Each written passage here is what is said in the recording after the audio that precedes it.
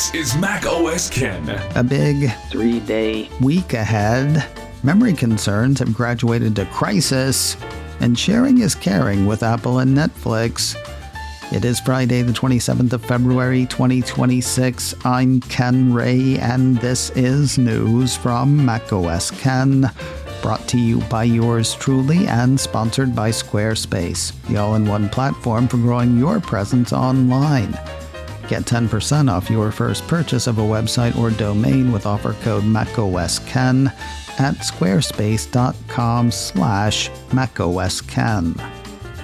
This show is also sponsored by NordLayer, toggle-ready network security built for today's business. Toggle-ready makes it sound like it's one size fits all. Yeah, kinda. NordLayer combines VPN, access control, and threat protection for businesses with a few employees to businesses with more than 100. It works with hardware you already have: iOS, Mac, Windows, Linux, Android. And they partner with CrowdStrike to bring Falcon endpoint protection to small and mid-sized businesses. So yeah, one size fits all. That said, they still know that your business is like no other. That's why they offer you step-by-step onboarding and 24/7 support. And variable pricing, with smaller teams starting at $8 per user per month, all the way up to special pricing for teams with 100 seats or more. And for Mac OS Ken listeners, they have an extra special offer. Get up to 22% off NordLayer yearly plans plus 10% on top with offer code MacOSKen-10-NordLayer at nordlayer.com/MacOSKen. Try it risk-free with their 14-day money-back guarantee. NordLayer, toggle-ready network security built for your business. Get savings on top of savings with offer code MacOSKen-10-NordLayer at nordlayer.com/MacOSKen. Press releases aplenty are practically confirmed now. We're looking at a week of press releases from Apple announcing whatever they're announcing. Also, weeks like these are only 3 days long in Apple parlance. Engadget says Apple CEO Tim Cook hit the Heil site Thursday with the message, "A big week ahead. It all starts Monday morning." Of course, it's bound to end by Wednesday morning, since that's when Apple is hosting members of the media at some sort of experiences in 3 cities around the world. Well, it'll be morning here in the States.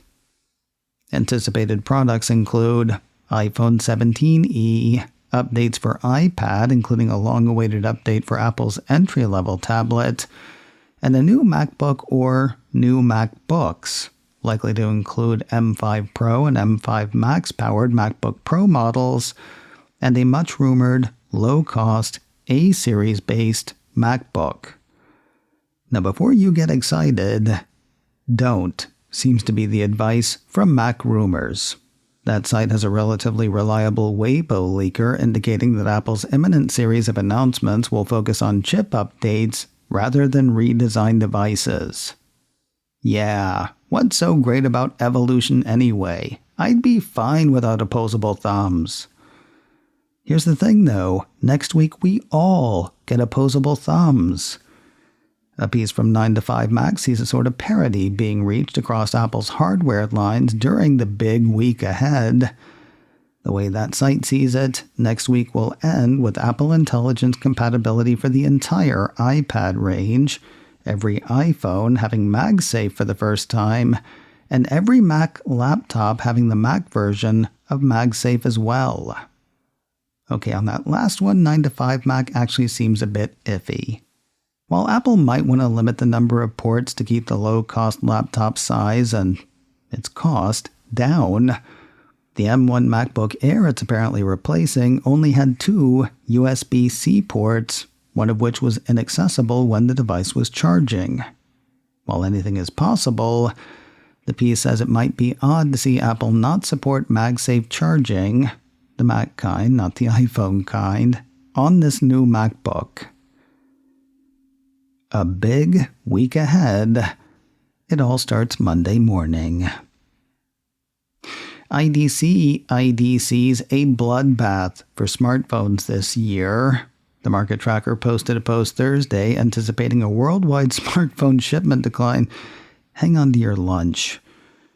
IDC posted a post Thursday anticipating a worldwide smartphone shipment decline of 13% in 2026. The firm blames what it calls the memory shortage crisis. I was prepared to call it a situation, but I guess it's a crisis now, so yay. IDC VP for Worldwide Client Devices Francisco Geronimo is quoted in the piece saying,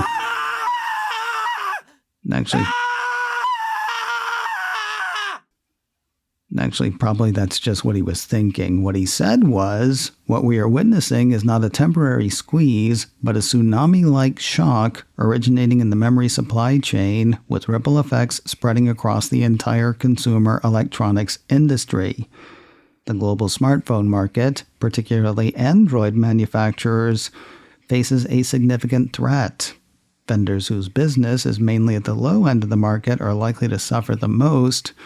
Rising component costs will hit their margins, and they will have no choice but to pass the costs on to end users. In other words, by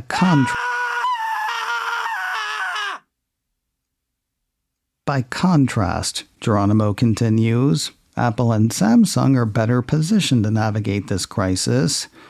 As smaller and low-end positioned Android vendors struggle with rising costs, Apple and Samsung could not only weather the storm, but potentially expand market share as the competitive landscape tightens. I guess the one good thing, you are looking at years of growth after this. With an expected drop in 2026 of 12.9%, there's almost no place to go but up. I mean, yeah, technically there is still down, but IDC's not seeing that. They're looking at growth of 1.9%, 5.2%, and 2.7% for 2027, 28, and 29 respectively. Two things to note, though. The 12.9 decline prediction is a serious reset from just 4 months ago. Kind of makes predicting years out seem fraught. Also, that growth is thanks to the incredibly easy compare being set up by the 2026 crisis. As IDC Senior Research Director Nabila Popal puts it, the memory crisis will cause more than a temporary decline.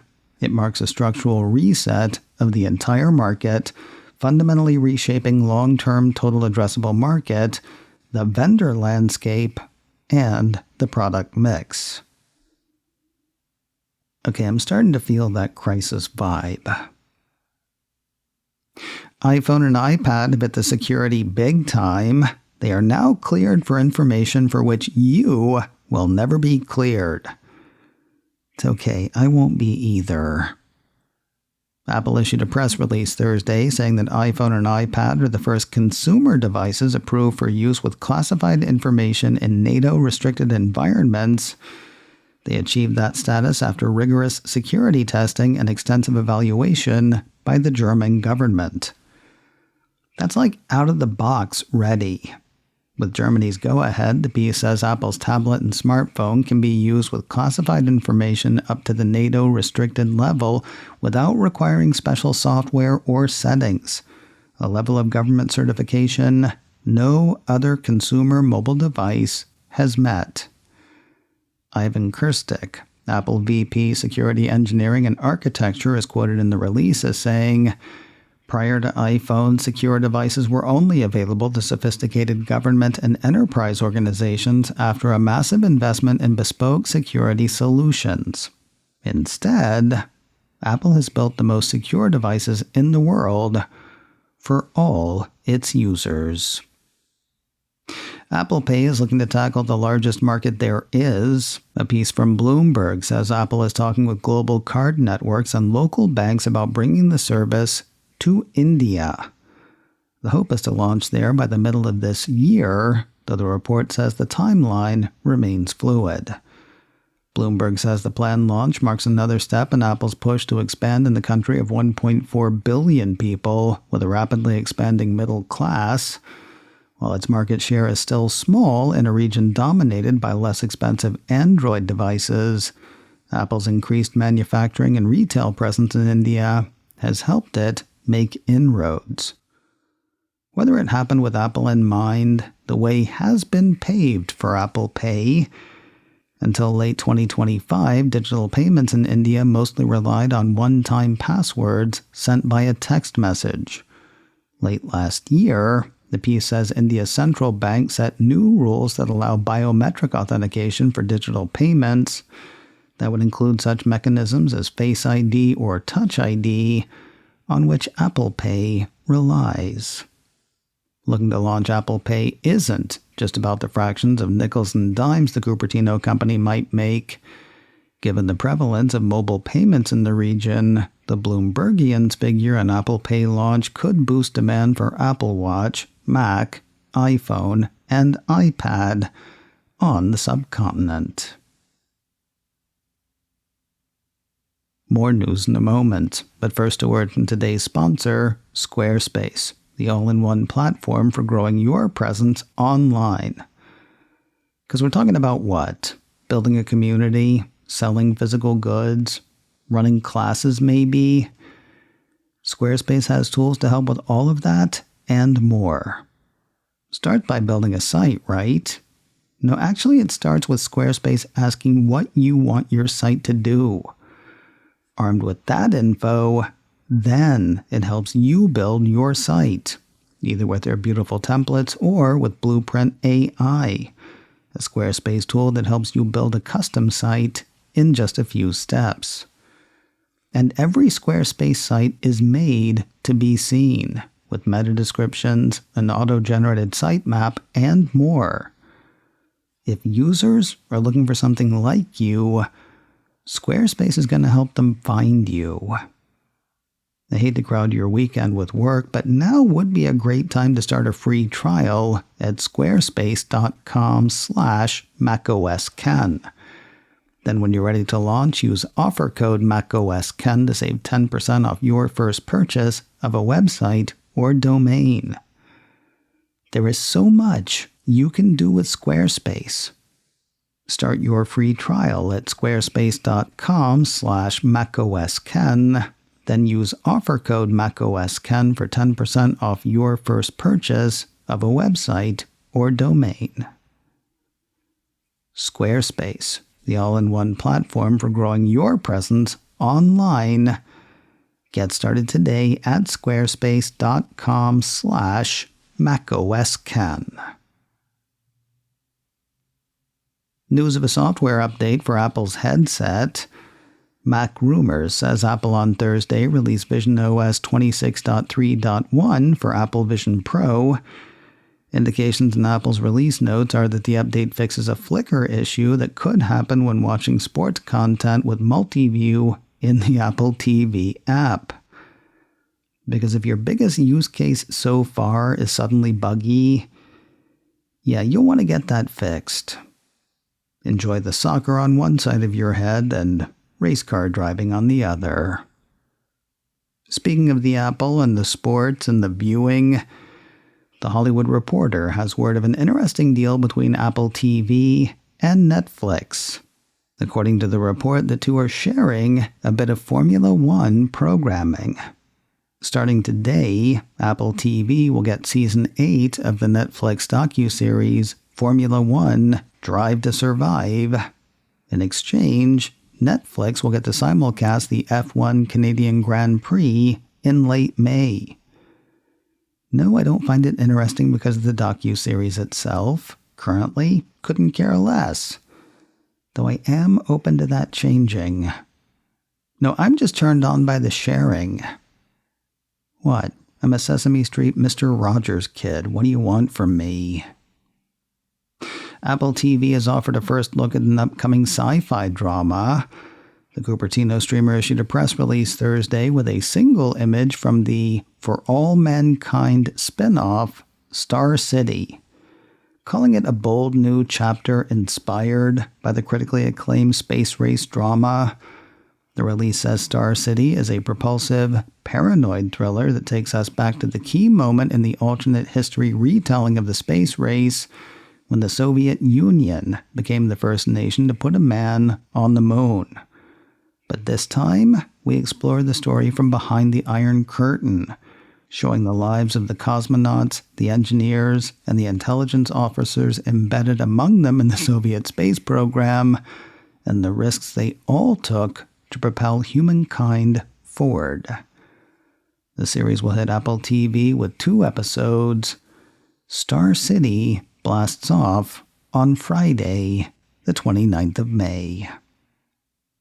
And finally today, Godzilla, Kong, and the men and women of Monarch are back, and they are bringing good reviews with them. 9 to 5 Mac ran a piece earlier this week with notes of positivity around the series.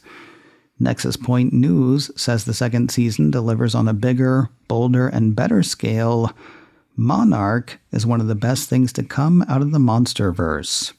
The San Francisco Chronicle seems to agree, calling the series the smartest entry in the Monsterverse yet. And Inverse says the show remains one of the most unique and compelling sci-fi dramas on TV, and it is back on TV. Season 1 is available to stream in its entirety on Apple TV. Episode 1 of Season 2 dropped last night. Have at it. macOS Ken, brought to you by me, and sponsored by NordLayer, toggle-ready network security built for your business.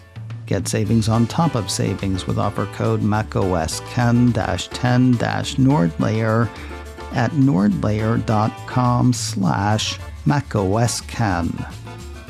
This show is also sponsored by Squarespace.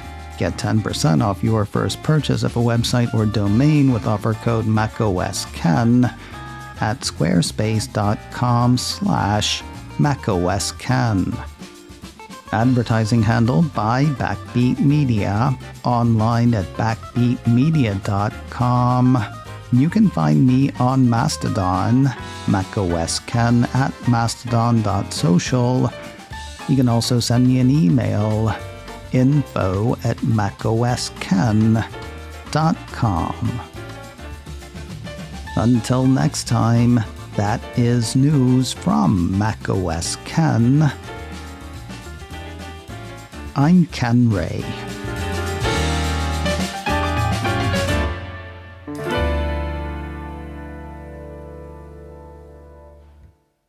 Ciao.